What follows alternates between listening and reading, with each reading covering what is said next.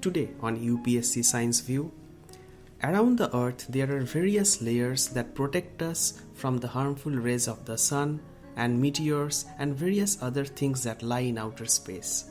But what would happen if these layers cease to exist? Hello and welcome to UPSC Science View. Today let's learn about the ozone layer depletion.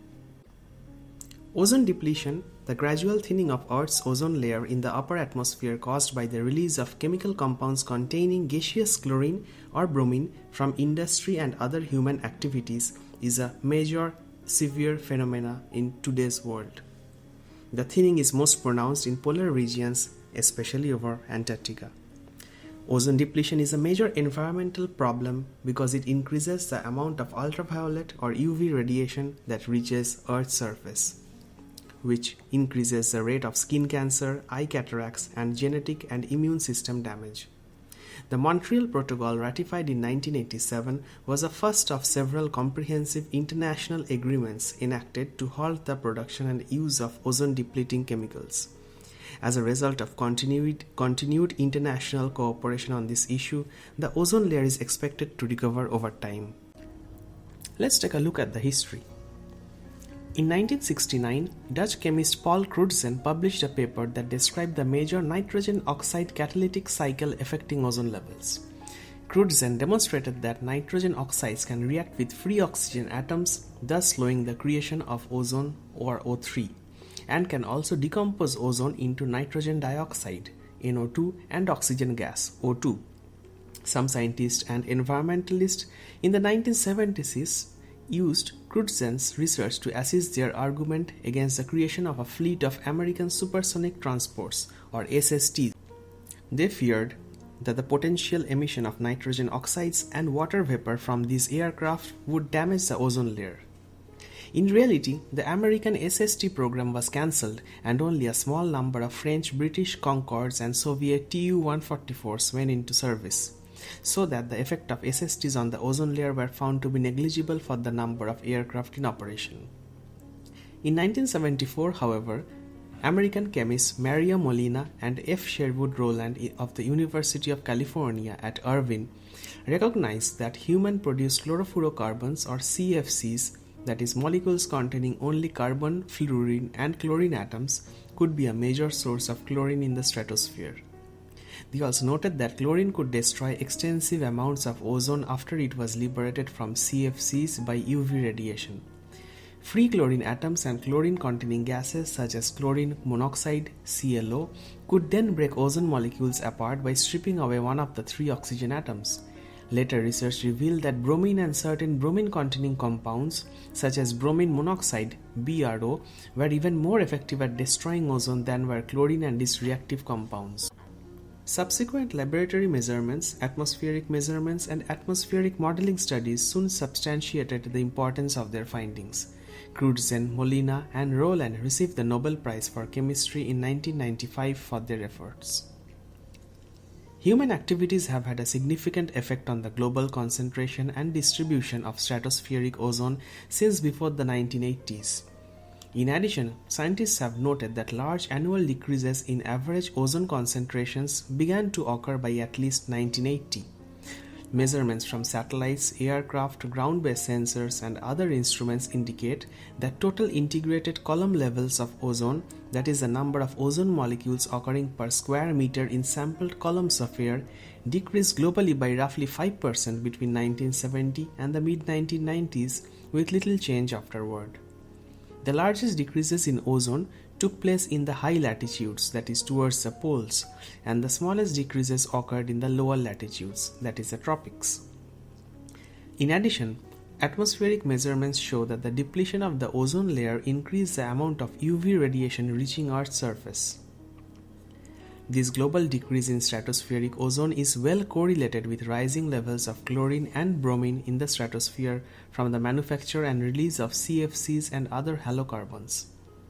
Halocarbons are produced by industry for a variety of uses such as refrigerants, propellants for aerosol cans, blowing agents for making plastic foams, firefighting agents, and solvents for drying, cleaning, and degreasing.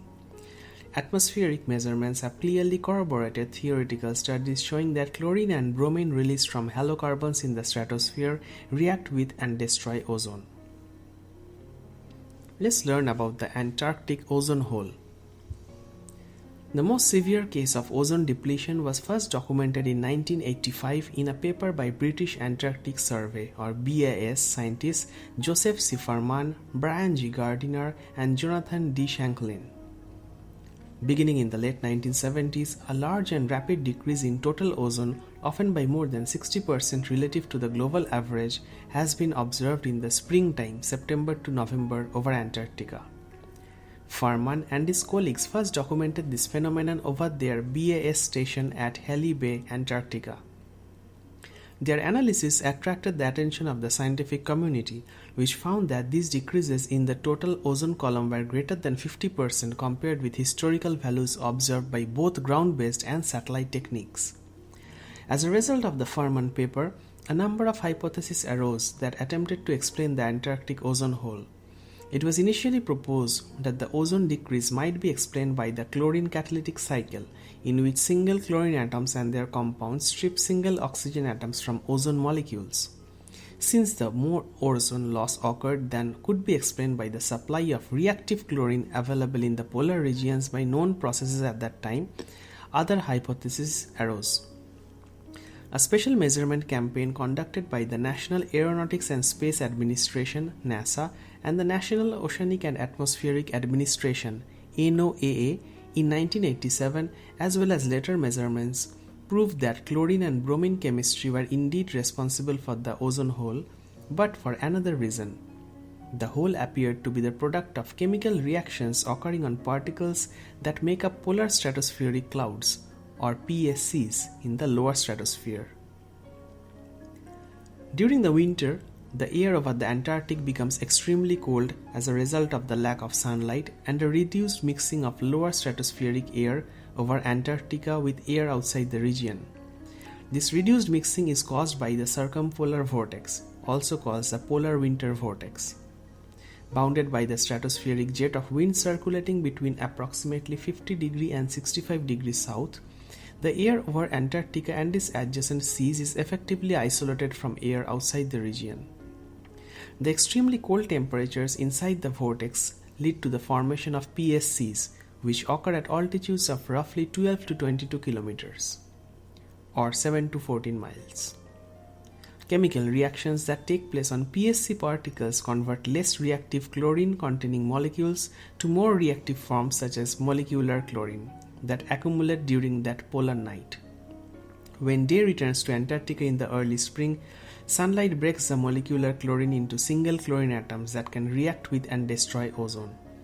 Ozone destruction continues until the breakup of the polar vortex, which usually takes place in November. A polar winter vortex also forms in the northern hemisphere. However, in general, it is neither as strong nor as cold as the one that forms in the Antarctic. Although polar stratospheric clouds can form in the Arctic, they rarely last long enough for extensive decreases in ozone. Arctic ozone decreases as much as 40% has been measured. This thinning typically occurs during years when lower stratospheric temperatures in the Arctic vortex have been sufficiently low to lead to ozone destruction processes similar to those found in the Antarctic ozone hole. As with Antarctica, large increases in concentrations in reactive chlorine have been measured in Arctic regions where high levels of ozone destruction occur. Let's learn about the ozone layer recovery.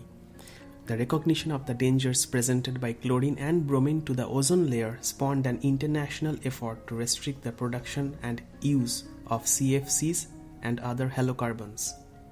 The 1987 Montreal Protocol on Substances that Deplete the Ozone Layer began the phase-out of CFCs in 1993 and sought to achieve a 50% reduction in global consumption from 1986 levels by 1998. A series of amendments to the Montreal Protocol in the following years was designed to strengthen the control on CFCs and other halocarbons. By 2005, the consumption of ozone-depleting chemicals controlled by the agreement had fallen by 90 to 95% in the countries that were parties to the protocol. During the early 2000s, Scientists expected that stratospheric ozone levels would continue to rise slowly over subsequent decades. Indeed, some scientists contended that as levels of reactive chlorine and bromine declined in the stratosphere, the worst of ozone depletion would pass. Factoring in variations in air temperatures, scientists expected that continued reductions in chlorine loading would result in smaller ozone holes above Antarctica after 2040.